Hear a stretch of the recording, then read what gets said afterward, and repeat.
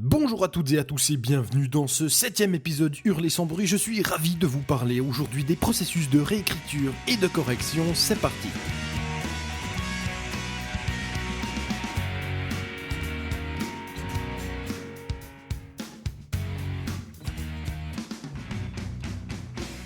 Nous allons commencer par le commencement et je remercie tout d'abord Aude Reco que vous pourrez retrouver notamment sur son site aude-reco.com et je vais me baser sur son travail pour vous donner d'abord quelques définitions et vous pouvez retrouver ces définitions directement sur son site. Je vous conseille par ailleurs de la suivre sur les réseaux sociaux, elle donne beaucoup de conseils d'écriture et vous pourrez la suivre dans ses nombreuses aventures littéraires, elle est particulièrement inspirante. Quelques définitions donc, un peu de vocabulaire pour commencer. Nous allons ici faire la différence entre la correction, le remodelage et la réécriture. Alors selon Aude Reco, la correction, on reprend le texte tel quel et on procède à l'élimination des coquilles, des incohérences et des maladresses. Le remodelage, on reprend l'idée d'origine, le squelette et on réarticule les éléments clés autour. Et la réécriture, on reprend l'intégralité du fond et de la forme, on garde la base uniquement si elle tient la route. Donc, dans l'ordre, correction, puis remodelage, puis réécriture, nous allons ici nous concentrer sur cette notion de réécriture qui est pour moi essentielle et qui est l'une des prérogatives de l'écrivain, c'est-à-dire une compétence que doit posséder l'écrivain. La correction, quant à elle, est certes importante, indispensable, mais elle peut être outsourcée, elle peut être confiée à d'autres. La réécriture, quant à elle, doit être réalisée par l'auteur en fonction des insights que pourront lui apporter ses bêta-lecteurs.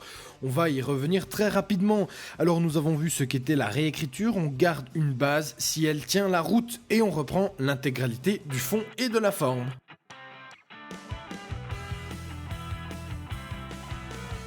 Mais pourquoi faut-il réécrire ? La réponse est très simple.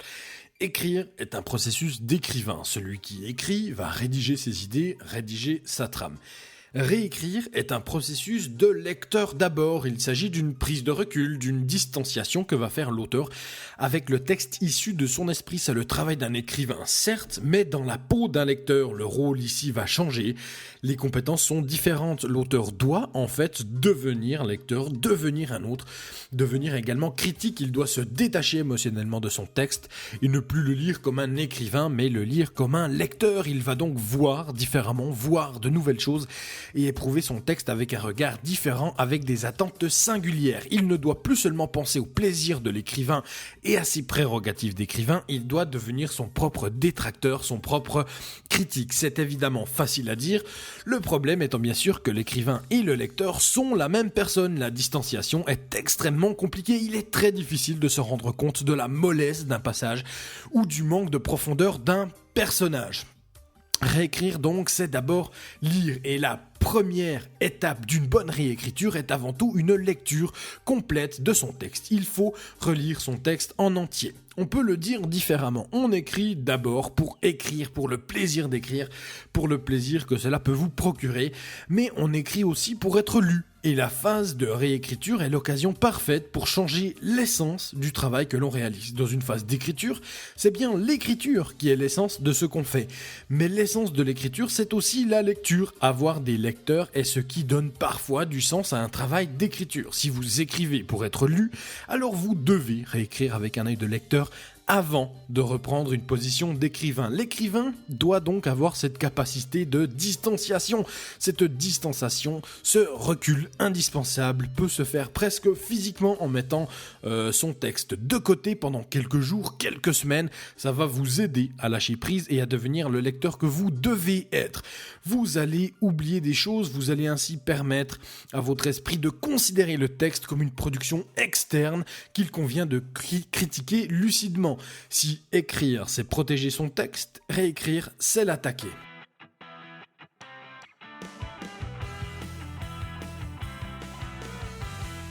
Et ce qui est important de comprendre, surtout pour les écrivains en herbe, c'est qu'écrire, ce n'est pas critiquer, ce n'est pas remettre en cause ou remettre en question, sauf peut-être quand on a un peu plus de bouteilles, on peut faire les deux en même temps. Non, vous devez écrire et vous devez écrire vite, sans vous relire, afin de ne pas tomber amoureux de votre prose.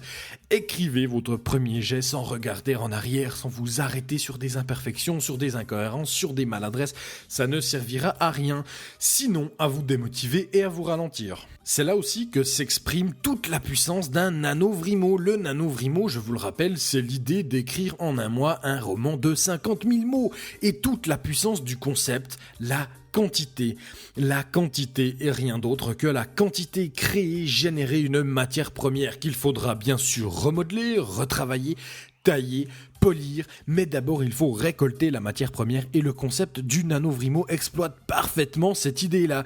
D'abord écrire en masse, presque mécaniquement écrire mal, écrire faux, écrire sans s'arrêter.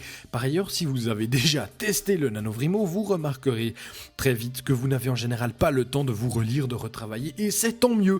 Le NaNoWriMo incarne parfaitement le processus parfait que devrait suivre l'écrivain. Écrire beaucoup, écrire trop, écrire mal, écrire faux, mais écrire, boucler son texte, tapisser le vide, le remplir par votre idée, par votre synopsis. Il conviendra ensuite de prendre cette distance que j'évoquais tout à l'heure, de prendre ce recul pour basculer, pour que l'auteur devienne lecteur. Exploiter une absence, prévoyez de ne pas toucher, lire ou relire votre texte pendant quelques jours. Ces quelques jours vont constituer une grande aide pour que vous changiez de regard et de rôle.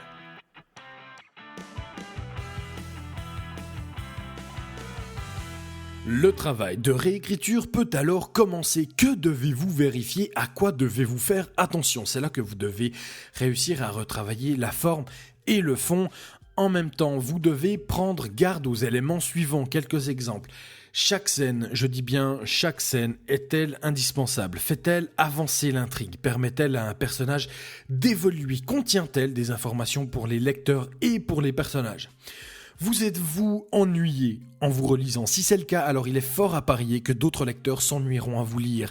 Et vous n'avez pas le droit d'ennuyer votre lecteur. Identifiez les passages ennuyeux, identifiez pourquoi vous vous ennuyez. Les personnages sont-ils suffisamment crédibles? Les dialogues sonnent-ils faux? Y a-t-il des incohérences dans votre récit?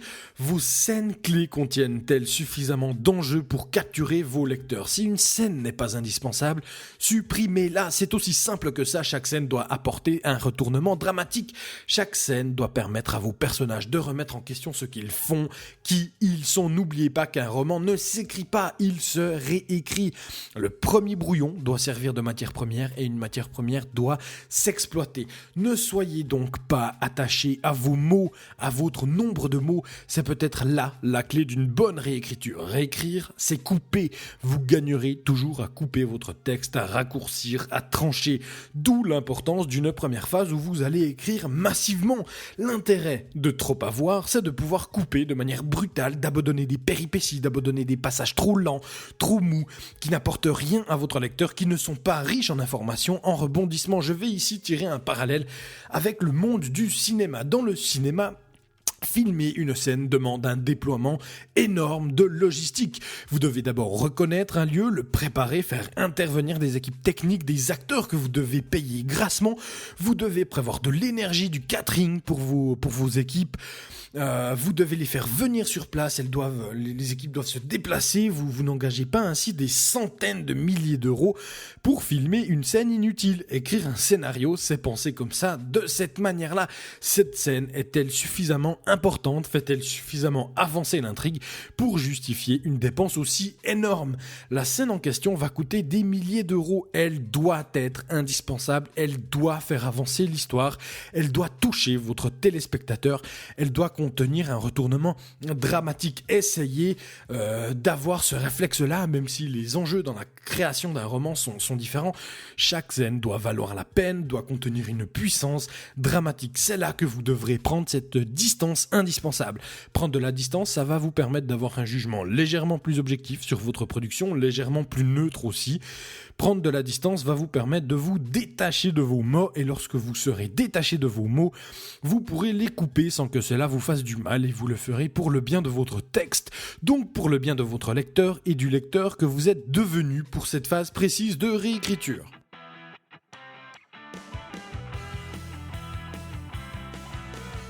Reprenons ensemble les grandes étapes de la conception d'un roman avant l'intervention d'un éditeur. Nous avons d'abord un travail de préparation, de world building, de fabrication de l'intrigue, de la conception des personnages.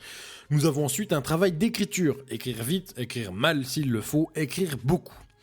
Nous avons alors un premier test, c'est-à-dire un premier travail de relecture par l'auteur, par l'écrivain. Après une période de recul, l'écrivain va se relire et réécrire. Il va travailler ses incohérences, l'identité de ses personnages, le développement de ces derniers. Nous avons ensuite un second test, une seconde relecture, mais cette fois-ci une relecture externe par les bêta-lecteurs. Les bêta-lecteurs auront entre les mains un travail déjà réécrit une fois. Leur travail à eux sera de penser à la dynamique du roman, à son rythme. Ils vont également devoir éprouver et critiquer les scènes clés. Ils vont vous aider à identifier les passages inutiles. Ils vont enfin vous aider à renforcer les conflits et mieux exploiter les enjeux. Vos bêta-lecteurs sont le lecteur que vous ne serez jamais en tant qu'écrivain. Ils ont une distance critique envers votre texte. Ils cristallisent cette distance que vous avez essayé de prendre. Vos bêta-lecteurs ne doivent pas y aller de main morte. C'est d'ailleurs pourquoi un auteur doit savoir gérer la critique, gérer les attaques. Vos bêta-lecteurs ne sont pas là pour vous dire si votre texte est bon ou pas. Ils sont là pour vous expliquer pourquoi et quand ils se sont ennuyés. Ils vont vous informer sur les passages inutiles car ils auront cette distance très précieuse pour commenter votre roman. Ils doivent vous signaler les personnages ennuyeux, ils doivent identifier les incohérences, ils doivent vous permettre d'identifier les personnages lisses sans relief. Attention toutefois, les bêta-lecteurs ne sont pas là pour vous dire quoi faire et comment faire mieux. Ils sont là pour vous dresser un diagnostic. Mais cela reste votre texte, votre roman. Vous ne devez pas sous-estimer cette phase de diagnostic et vous devez prendre en compte tous les avis. Mais rarement un bêta-lecteur pourra vous dire comment faire mieux et comment réécrire. Ils vous donneront des pistes, des insights. Ils vous livreront leurs impressions, mais rarement leurs conseils pour mieux faire seront vraiment pertinents. Par ailleurs, être vous-même un bêta-lecteur fera de vous un meilleur écrivain. Relire des consoeurs et des confrères vous permettra de vous améliorer en tant qu'écrivain. J'ai pu dire dans le premier épisode de Hurler sans bruit qu'écrire c'était aussi apprendre à lire différemment et faire ce travail de critique, d'analyse, d'empathie avec le texte d'un autre fera de vous un meilleur écrivain et vous saurez mieux identifier les faiblesses de vos propres textes. Je vois très souvent sur Twitter des auteurs qui, en plein processus d'écriture, s'autocritiquent, analysent en même temps qu'ils écrivent et réécrivent directement. Cette maturité dans le travail d'écrivain est certes le fruit de milliers d'heures d'écriture, mais également celui de milliers d'heures de lecture et de bêta-lecture. Proposez-vous, en tant que bêta-lectrice ou bêta-lecteur, vous allez très rapidement progresser dans votre propre travail d'écriture.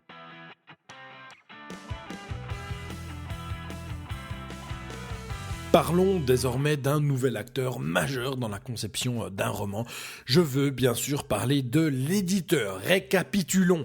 L'auteur écrit son roman. Son métier est d'écrire massivement. Il prend ensuite du recul pour se relire. Il réécrit. Il travaille ensuite avec des bêta-lecteurs. Il s'agit de lecteurs qui vont critiquer son travail. Leur rôle est de lire bien et de faire un retour.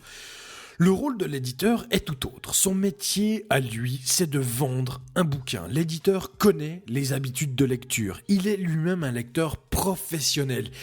Il sait ce qui plaît, ce qui déplaît, les scènes qui vont séduire, celles qui ne vont pas convenir au lectorat qui est le sien et au public intéressé par son positionnement littéraire, c'est-à-dire sa ligne éditoriale. Pour le dire différemment, il connaît son marché, il connaît ses habitudes, il connaît ses valeurs, il connaît sa sensibilité et il sait pourquoi son marché dépense son argent et ce qu'il attend en retour. Son métier, son regard est différent. c'est un lecteur, certes, et un sacrément grand lecteur qui aura un regard de lecteur, et ce regard de lecteur doit être convaincu, séduit, satisfait, mais c'est aussi un vendeur de livres et son rôle est ici de proposer à son lectorat des romans que son lectorat va aimer. Son travail est donc différent de celui du bêta-lecteur. Souvent, l'éditeur va vouloir reprendre des intrigues, enlever ou au contraire introduire de nouveaux personnages. Il va vous faire changer radicalement de point de vue. Là où le bêta-lecteur va vous perturber, vous ébranler, l'éditeur va vous bouleverser, vous renverser. Il pourra vous demander de tout réécrire. Il pourra considérer que vous n'avez pas sélectionné le bon parti pris, le bon personnage et que vous devez revoir toute votre narration. Il va vous faire retravailler le fond comme la forme. Mais l'éditeur est aussi un professionnel qui va vous aider à vous structurer, à réfléchir, à produire des idées, à produire de la qualité et à satisfaire un lecteur.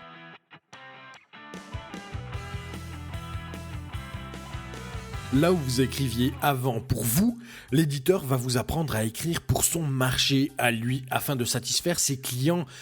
L'éditeur est celui qui fait le pont entre l'auteur qui aime écrire et le marché qui possède des attentes précises, pas toujours faciles à déceler, mais dont l'éditeur se fait tout de même une très bonne représentation.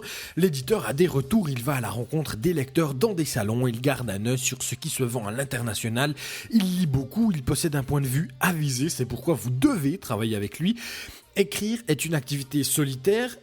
Éditer, publier est une activité de groupe. Et si vous avez réécrit votre texte déjà 3-4 fois avant de travailler avec un éditeur, alors préparez-vous à le réécrire une nouvelle fois. Si vous envoyez un texte à un éditeur sans l'intention de le retravailler, alors il est totalement vain d'envoyer votre manuscrit. Envoyer son manuscrit, c'est être prêt psychologiquement à le retravailler, à le réécrire pour qu'il satisfasse au canon de l'éditeur. Réécrire est donc du ressort de l'auteur et du ressort de l'éditeur.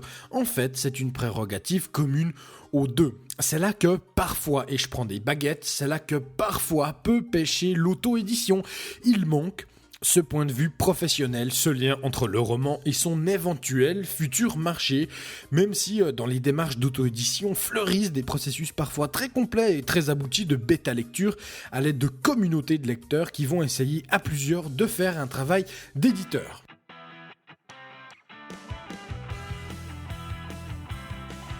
Quelques pièges à éviter au risque de perdre un travail monumental. N'essayez pas de tout recommencer, de tout réécrire. Le risque ici étant d'avoir des idées qui pourraient venir perturber complètement votre roman actuel, presque venir disrupter votre récit, c'est-à-dire le rendre obsolète, le rendre inutile. Pendant ces phases de réécriture, de test avec les bêta-lecteurs, vous devez avoir des fondations solides pour ne pas vouloir changer de roman à chaque fois et avoir une nouvelle idée chaque jour. Avoir des fondations solides se traduit par avoir une idée très claire et très précise de l'histoire que vous souhaitez raconter. Si vous savez ce que vous voulez dire, alors dites-le. Les changements seront sur la manière dont cela doit être dit, mais soyez sûr de vous, sûr de votre concept, de votre idée, de votre intrigue. Ça doit être très clair dans votre tête. Si vous n'êtes pas sûr, donc si les fondations de votre roman ne sont pas solides, alors il est évident que tout va vaciller dès que vous aurez une superbe idée et une idée qui va donc tout remettre en question.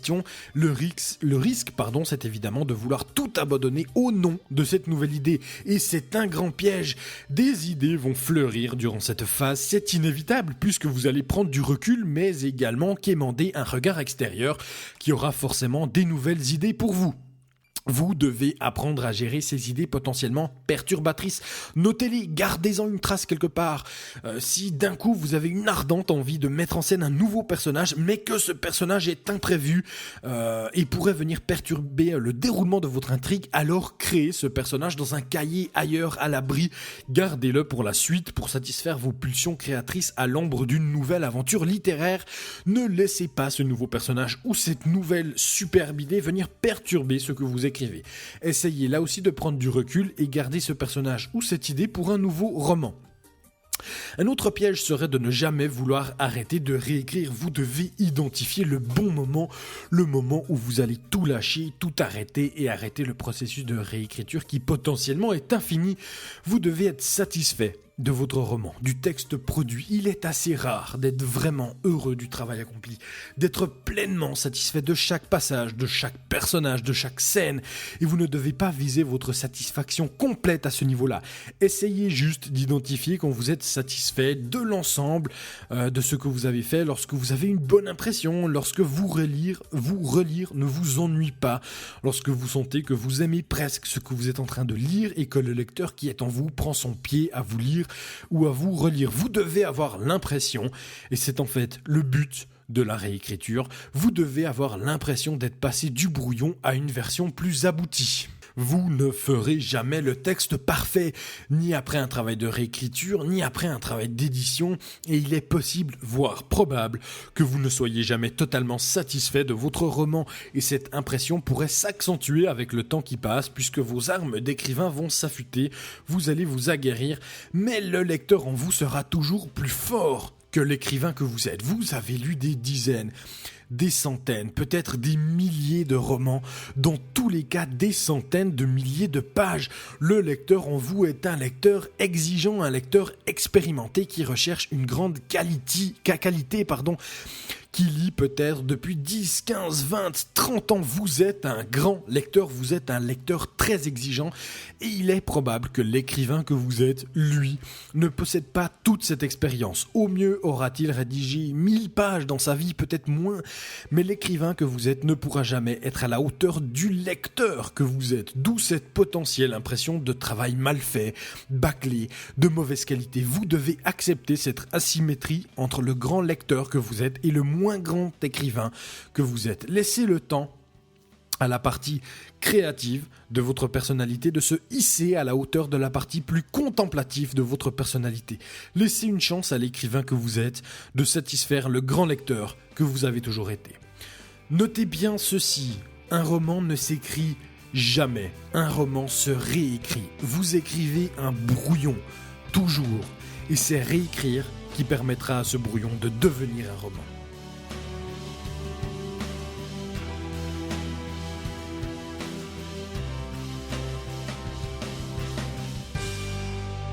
Voilà, ce podcast est maintenant terminé, je vous remercie de m'avoir écouté, j'espère que ça vous a plu. Le prochain épisode sera consacré à la question suivante: peut-on apprendre à écrire ? Je vous dis à bientôt pour de nouvelles aventures, prenez soin de vous, ciao !